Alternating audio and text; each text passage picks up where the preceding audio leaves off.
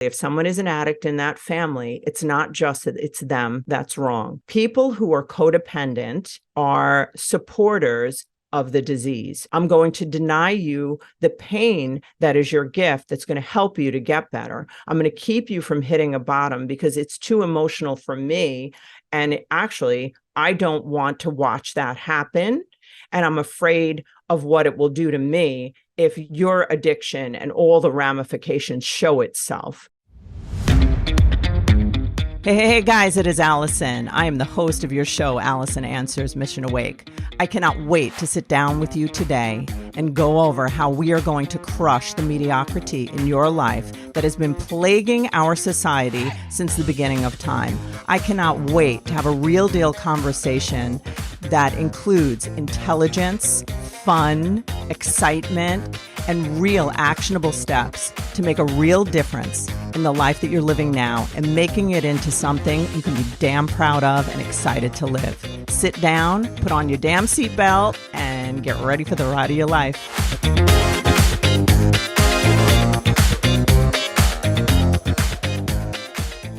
Hey guys, how are you today? This is Alison from Alison Answers, and I just got off of a podcast with a good friend of mine, Angela Bradford. I was a guest on her show, and we got into the subject of addictions, and we really went deep into the idea of the family dynamics behind addictions, and we were just rolling on it. And I said, you know what, I'm going to pop on a solo podcast, and I'm just going to really try to add value and give value to families and people who are going through that sort of a struggle. So I really, my goal, my mission really in life is to add value wherever I go. And I really believe by doing that in life, if you can help people, my friend's podcast is about, helping one starfish at a time.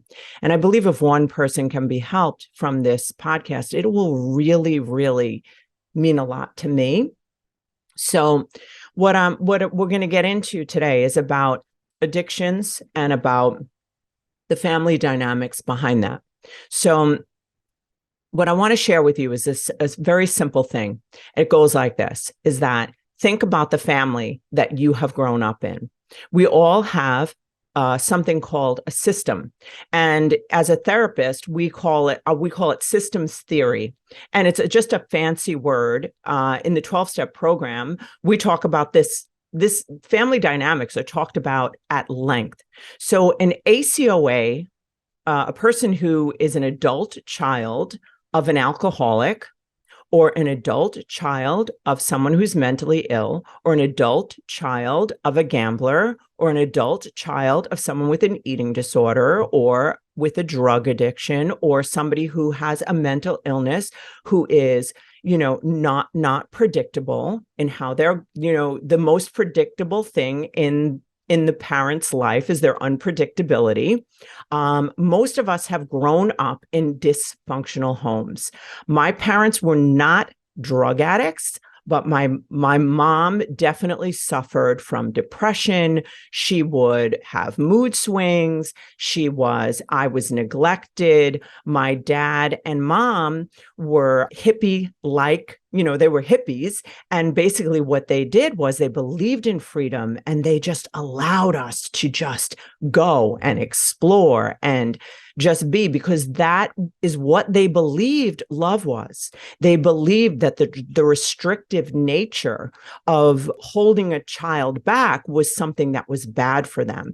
So the dysfunction in my home, my parents got divorced. I had like that house on the block that, was just a scene, and it wasn't that it was a scene to do with like drugs or alcohol. That came later with my brothers and me too. But the thing is that what it was more like, just a lot of disorder. And it was not organized, and there was nothing you could really, there was nothing you could hang your coat on. There was nothing really that was like organized. So I lived my life organizing and try just believe creating a purpose almost unknowingly of making things look good, making things better, making sure the dogs and the cats were fed, making sure the house was clean. I was the youngest in this family. And I was the one who brought happiness. And, in a lot of ways, this has paid off for me. But what I want to say to you guys is that I want you to take a moment or longer than a moment and really look at your life. The solutions to our life are there. There is always a solution. You may not have found it yet, but there is always a solution to any problem that you're in. There is also, sometimes people will poo-poo a solution to what they're going through because it doesn't answer the whole problem. But sometimes for one problem, there are many, many, many solutions.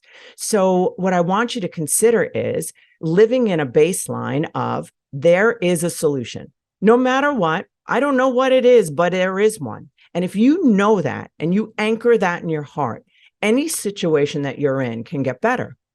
And I have learned to do that. I have also learned that it is my responsibility. Anything that's in my life is my responsibility. My happiness is my responsibility. The outcomes of my life are my responsibility. Who I have in my life is my responsibility. Things aren't happening to me. Things are showing up because of the way that I'm thinking, feeling, and acting. The focus that I put on things, the meaning I attach to things is creating where I am financially, emotionally, spiritually, socially, relationally, vocationally, how much fun I have. I am responsible for the way that I see things and the meaning that I attach to those things. If the meaning I am attaching to things is causing me distress, I either move the things or I change the meaning. It is my job. So in regard to addictions and family dynamics, and it doesn't have to just be addictions. Let me make this clear. It just has to be some unrest, things that aren't working. So when you look at a family dynamic, if there's a person in the family who is the problem, they can have the addiction, they can have a behavior problem, they can whatever. And we have that all the time. People come in with a child kind of by the shoulders and they're like, hey, fix this kid. They suck. Well, guess what? The kid is just the identified patient. We do not grow up in isolation. We do not live in isolation. And there are dynamics between human beings. And just like we have this kind of programming inside of us, which I say all the time, from 0 to 7, we are in a theta brainwave. We are creating and building synaptic connections at the highest rate. And what we are doing in the theta brainwave, let me go back to that. Theta brainwave is like a hypnotic state where everything we need to learn is being learned at that time, and it's being programmed into us. By the time a child is anywhere between 2 and 7, which seems to be a wide gap, there's 1.5 quadrillion synaptic connections, which is a tremendous amount of synaptic connections. And the synaptic connections are these little connections between these little, I'm not going to get into the science. Bottom line is those connections in our brain that create this network, they are a whole bunch of meanings and opinions that our brain, that we have established based on the information that's coming through our 5 senses. So as we're growing up, we are creating a life and a perspective of life because it's wonderful that we're made that way, because we have to learn and grow. The real thing that needs to happen at that point is that we need to be able to, at some point in our adult life, look at the things that we've learned, the programming that we have, and say, hey, there is a possibility that if my life is shit, that I have to look at my programming and stop looking outside of myself for a solution, like it's his fault, it's her fault. Oh, I have a bad boyfriend, or this was her. It's not them. Wake up. That's my book, The Wake Up Call. You got to wake up, be awake and aware in the now without judgment of yourself, and just be honest and say, I'm creating this life that I'm living. And this is the premise that I come from. I believe with everything that's in me that we are creators. We are co-creators with God. I'm a person of faith.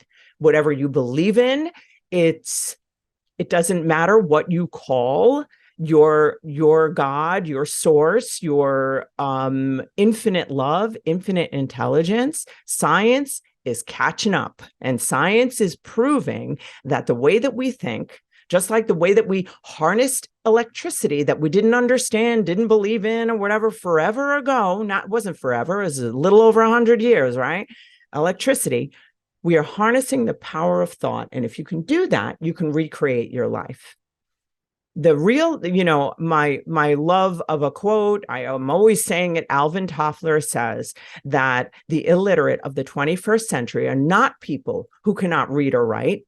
It is the people who cannot learn, unlearn, and learn again. I applied this to the learning that we've had when we were children, the unlearning being, and the way that we unlearn is we look at and we see, we can actually be honest and see what we've learned. Oh, I believe this about myself. I believe that I'm not the girl that gets that princess bedroom. I believe that. So I'm going to create a life being the woman that doesn't get the dream this, the dream that, the dream everything. That is what I believed when I was a little girl. I was ashamed and I didn't believe.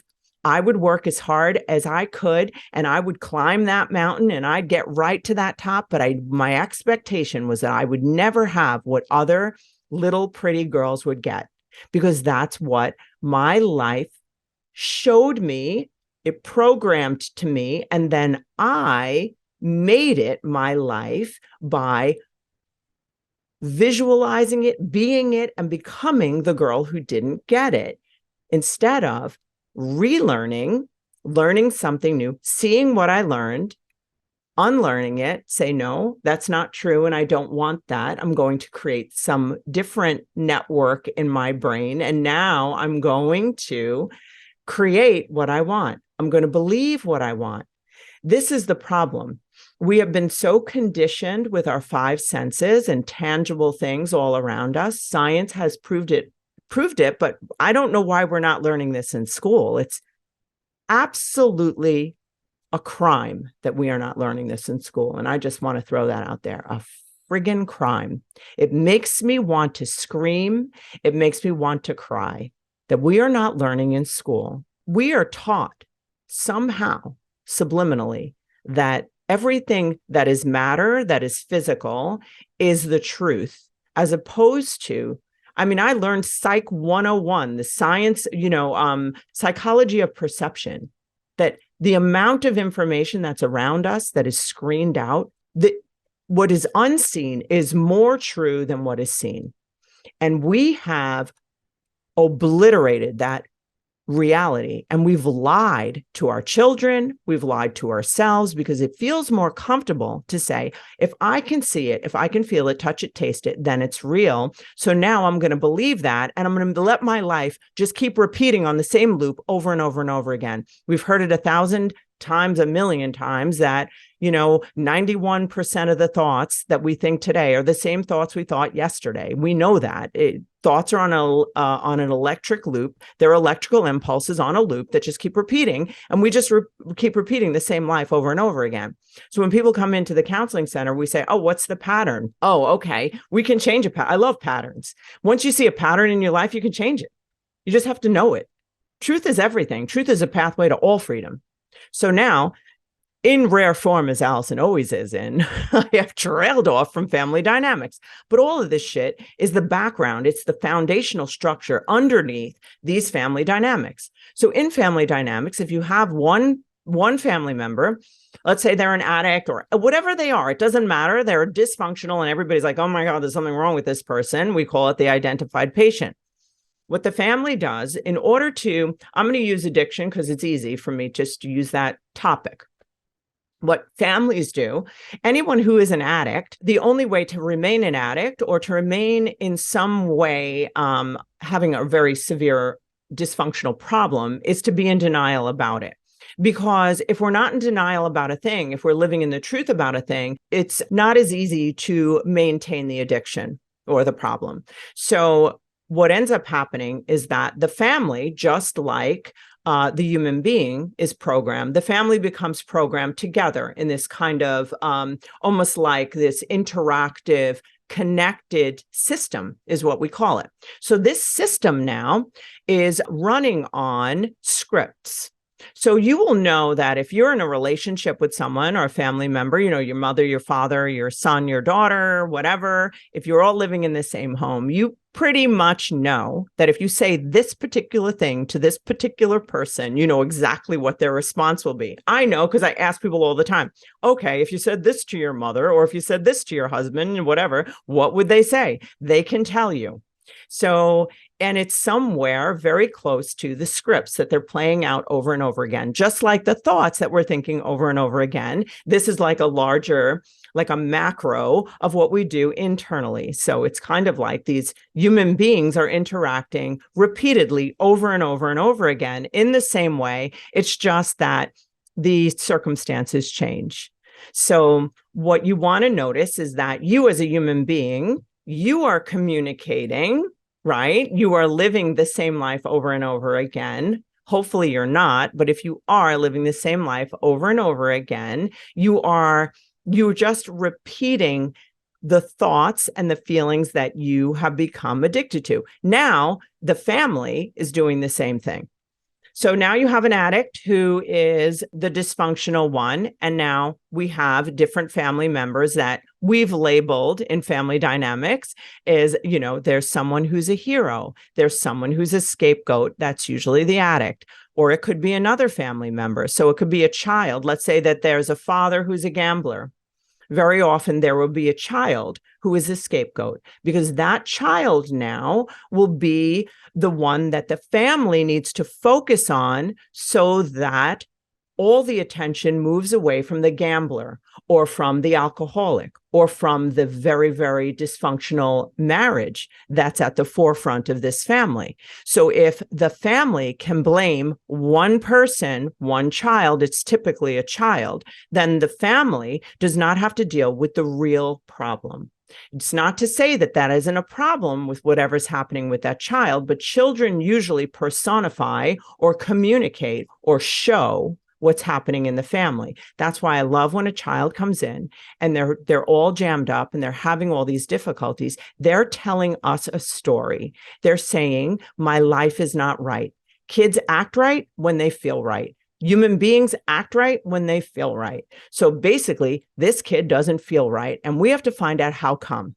So usually what people want to do is they want to drug them up, because it's a quick solution, seemingly. It's not a quick solution, and it's not always the best solution. I'm not against kids being medicated if they need to be, but let's try to find out what's happening. Very often, parents don't want to look at their own stuff, and they have not, because of their own upbringing, learned anything about stopping and just owning their stuff. One of the reasons that human beings do not own their stuff, it's very, very simple, is that we have learned, we live in a mistake-averse society that has taught us forever that a mistake is not good, that you need to fit in, that there are behaviors that you should not be doing. And if you're doing these behaviors, there's something dreadfully wrong with you. Instead of understanding that when we are wrong, when we make mistakes and we own them, and we understand that this is part of being a human being, it's part of growing, it's part of becoming the best person you can ever be, that we don't have to defend ourselves anymore, that if a parent just says, you know what, wow, holy shit, yeah, I suck today. That's the best parent in the world. You want to know the truth? My son said to me once, and I loved it. I still love it. I tell the story all the time. He was young. I don't even remember how old he was. He might have been like, I don't know. He's such a brainiac. He could have been anywhere from 4 to 8. I don't even know. But he said, I was yelling at my kids. Oh, he must have been older because I was probably not yelling at babies. But I was yelling at my kids. I'm not a yeller. I just want you to know. But at this one particular time, I was yelling at my kids like, come on, get your shit together. Right. And then because I had 3 kids in 4 years and 4 months. I had more kids after that. But basically, I had 3 little boys and they were fun as fudge, but they were wild, they were great kids, but whatever, I yelled. So what my son said, my oldest son, he said, Mom, hey, listen, I know that when you yell and when you just yelled, you're not yelling at us. I know that you're yelling at yourself. I was like, damn, you know what, Luke? You could not even be any more right. Thank you so much. I am yelling at myself. I'm yelling at myself, Luke. And I don't know if I went into this, but I'm going to tell you guys is that I was yelling at myself because when our kids don't act right, we feel like we're bad parents. And we need them to shape up. We need them to act the way that makes us look good. We need them to act right because basically it's a reflection of me. It felt like. But when he said that, I just was like, damn, this kid's good. And you know what? If we can just own our shit, like I when I've made mistakes with my kids, I've just went in and said, hey, listen, you know what? I shouldn't have reacted the way I reacted to you, but that doesn't take away from what you did. You know, what you did wasn't cool and you know, I want you to change that, but you know, I want to own my part because that really wasn't right the way I handled it. And what I'll tell them, I'll say, you know what? You know why I did that? I did that because I was afraid. I'm afraid for you. I was afraid that something bad would happen and I overreacted to that, you know, and I'm sorry. However, you know, still that what you did is not going to work, you know, and you can still be firm. Parents don't, but we believe that if we show vulnerability and we're honest, that somehow they're going to take advantage. No, what they're going to do is they're going to copy you. So when I say that to my kid, I do it all the time. I still do it with my kids. I just own shit right up. As soon as I do it wrong, immediately. My daughter just wrote me this whole long thing telling me that I wasn't listening to her a certain way. I said, Grace, you know, you are 100% right. I own all of that. And I didn't start talking about what was wrong with her. I just said, you know what? I do that. You know what? When it's after 11 o'clock at night, Grace, I get tired. And you know what? I'm not really that reasonable. I know that about me. I think we all know it about me. I need my rest. I don't like staying up late. I don't like talking about heavy stuff late. So I just was honest. So, you know, I'm going off on this thing with you guys, but I'm just trying to tell you that there's a way out of this stuff. We don't have to be afraid of our kids. We don't have to be afraid of the way we interact with people. We don't have to do that anymore. We need to become who we are. The truth is good enough. What are we hiding? We all screw up. So back to what I'm saying, there's a dynamic, there's a scapegoat, there's a hero, because the hero is going to make sure that's the vigilant one in the room that becomes a codependent, becomes the one who marries the alcoholic, becomes the one who's the fixer, who gets their dopamine shots, who gets their feeling of greatness from being the one who fixes bad situations. That's the saint in a long-term marriage with an alcoholic that everybody says, oh my God, she's a saint for putting up with him. That's the hero. That's the person in the family that is going to, you know, make sure that the alcoholic sits down quietly and doesn't cause trouble. That's going to be the one that takes the brunt sometimes of things that, you know, or cheers up people or makes people feel better. Know who you are in your family dynamic. I was the hero. That's what I was. I wasn't the scapegoat.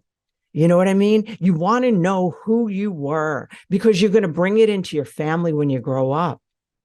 And then you're going to look for so heroes very often marry the problem that they have to cover up and fix. So they live a perpetual life of not being connected to themselves. All that they ever get out of life is their purpose in rescuing or helping other people. So let me get back. And this is not like hard and fast. There's all different blurred and variations of these types of things. But when there's also the invisible child, the one that flies under the radar, the one that's going to make sure they're not a part of any of the problem in that family. If everybody's fighting over there, that person's over there, making sure that nobody even notices them. That is the husband or the wife who basically doesn't bring things up, who avoids fights, who avoids conversations. I don't believe spouses should fight, by the way. I'll explain at another podcast. But basically, there's no reason for two people to be yelling at one another when you're able to have a conversation, because you don't have to defend yourself and you don't have to attack anyone either. There's a way to live life where you don't have to defend and attack, defend and attack. Most arguments are that defend, attack, defend, attack, defend, attack. Where are you getting? Nowhere. Okay. So, and you're just hurting one another. It's all fear. So what I want to say is, think about your family dynamic. The way it is with an addict, and I'm going to kind of hone in and close this up. An addict is a person who has a disease. So now I'm not going to get into all the different theories and, oh my God, you're not an addict forever. I'm not labeling anybody anything because I don't even believe in that. I think that's a bad idea. But when you think about everybody, when there is an addict in a family, there's a disease and it's a family disease. I'm just using it that way. So a family disease is that every single person in the family is a part of that problem. And they're all contributing to it and giving energy and life to that problem, which I believe is ultimately evil that wants to destroy the family. So basically, if someone is an addict in that family, it's not just that it's them that's wrong.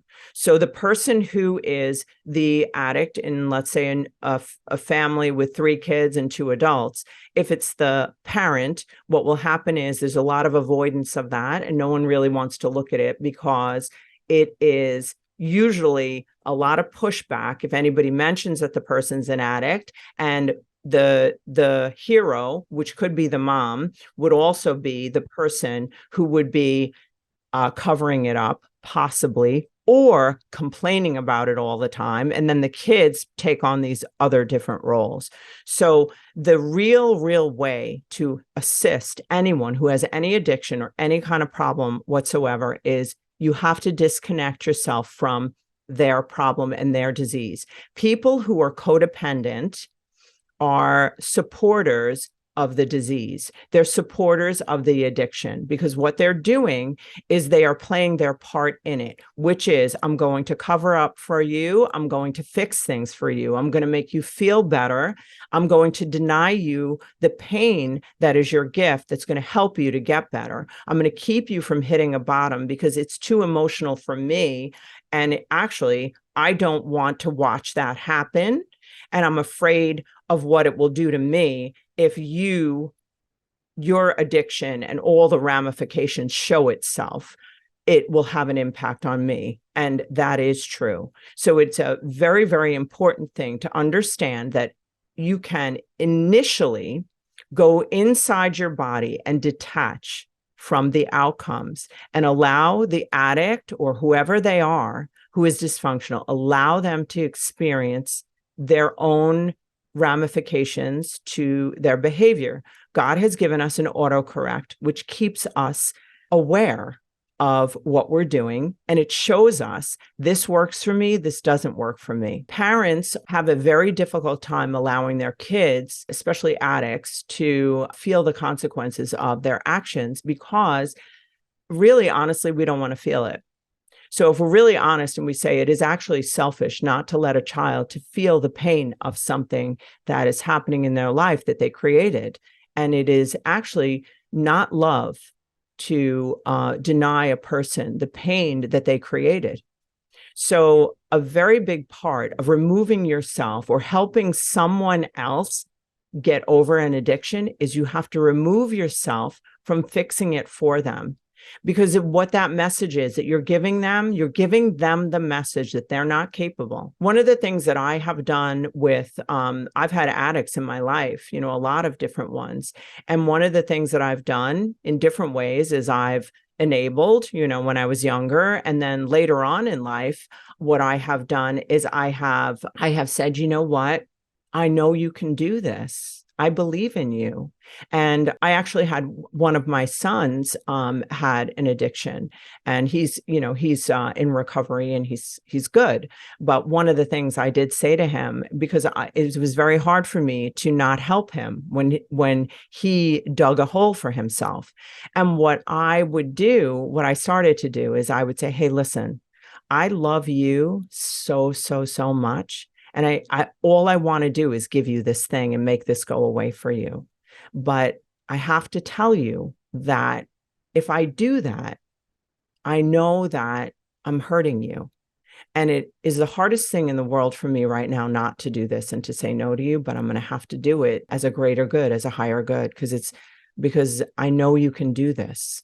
I know your strengths. I know what you're capable of. And I'm going to stop communicating to you that you're not capable. And I'm sorry that I've done that to you.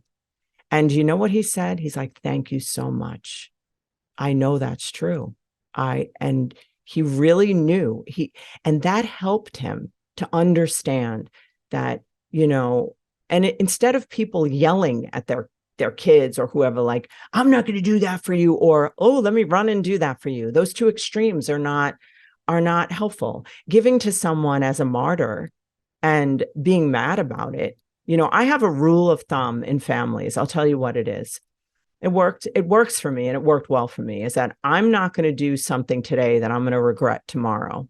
So I slip up with that, at times where I'll fall into being a martyr, but like I'm not. So if I'm going to pick this thing up, a sock on the floor, you better bet your ass that I don't have a right to complain about it later, because I've decided to pick it up. But if I say, listen, you know what, guys, listen, you know what? I don't want to do that right there, but I know I can't live with that. So I need you to clean that or do that or whatever, because if I do it, I'm going to resent you, and I can't live. Resentment is a killer, and I don't want to live it with any resentment. So you want to start to build these systems in your life that do not support dysfunctional, over enmeshed denial behaviors of avoidance, in your family. Covering up stuff that isn't true. Then we have in families also, we have these people who are like the truth tellers, who will be like, did you see that? I can't believe that just happened. Oh my God. And then everybody in the family, that can turn into the scapegoat.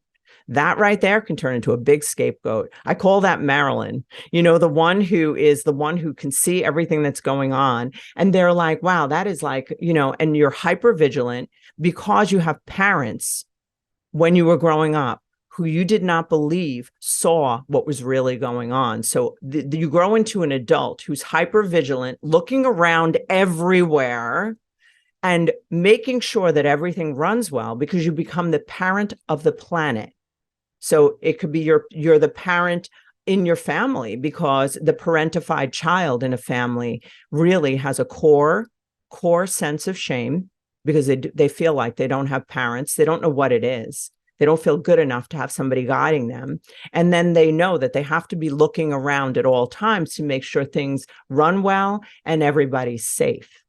They don't believe they have parents that are going to keep them safe. And that dynamic can be incredibly, incredibly long lasting, because people will go through their whole lives believing that they're the one in the workplace that's like, oh my God, like, is there, how are we going to make sure that doesn't happen? They see everything. They don't trust their leaders, and they feel like they have to be in charge. That's where like controlling comes in, being over controlling, being super scared that you can't like let go and let someone else do something, because you grew up knowing that you couldn't trust the people in charge. So you learn to always have to be in charge. I was like that, I've gained from all of that dysfunction. I have gained a lot of strengths. I've gained how to be on top of shit, how to be a leader, how to work hard, how to make sure that things really do turn out well, But in the process of taking the good, gleaming the good out of the hard times, what I've also done is I've said, let me sand the edges here. Let me not be controlling. Let me own my stuff. Let me say when I've made a mistake. Let me continue to see that I need to grow and change. Let me let other people experience their pain. Let me trust leaders. Let me continue to go in the direction of people who I know I can trust, instead of supporting and leaning towards being with people who I cannot trust, so then I can maintain that old bad behavior that's hurtful, that's controlling, and all of those other things. If you want to not be controlling, if you want to not be in the role of your childhood, if you want to not be afraid, that will also require choosing different relationships that support you being able to let go and lean back and have somebody take care of you. My late husband, I just knew when there was a problem or something in the house that needed to be fixed or anything like that, I just always said, CJ, like he would be frustrated. I'd be like, I don't even think about it because I trust you so much. I just trust your capability. And I meant it, I felt like I could just lean back, because he was just I trusted him, So having that in your life is a super valuable thing, but you have to be the person who then draws that into your life and that you go toward that. Okay, so I'm going to wrap up this podcast. There's so much more to say about it. If you have questions, I do ask if you would please, if you're listening to this just, on like just without visually seeing me, I ask that you would go to my YouTube channel, Alison Answers. I don't have a lot of, I don't really promote that channel. I'm just asking now that people would like, subscribe, share. I really, really am doing this because I want to add value. I want to help people. I don't make money from doing any of these things. And I really just want to do this to help others. So also my book is The Wake Up Call. And I line out, in every chapter, it's an interactive book with journal prompts in each chapter that show you how to move out of these behaviors and change your mindset. And I think it's a valuable book. I'm going to be writing another one. I also don't make money on the book. I give the proceeds of that to help to protect children who are trafficked. So I just want to let you guys know that. And I do ask if you would, come to my Instagram and follow me. I would really appreciate that because I would like to be able to share more with more people. Love you so much. And I'll see you on our next show. Guys, thank you so much for listening to the show. I just want to say to you that we are all together a part of the Mission Awake, a mission that's going to stop the mediocrity that's plaguing all of us. So if you got something here today, I ask that you would be a part of this mission and you'd share it with whoever you can. Take a screenshot of the show and share it on your Instagram. If you are looking for me, you can find me on social media platform Instagram, Alison Answers, or Lager Counseling Services. And give us a review and subscribe if you could to YouTube, Alison Answers. That's where you're going to get a lot of content. I drop stuff every day, goofy stuff, all different kinds of stuff. 5-minute videos that just get you moving in your day. Have a great week. See you next time.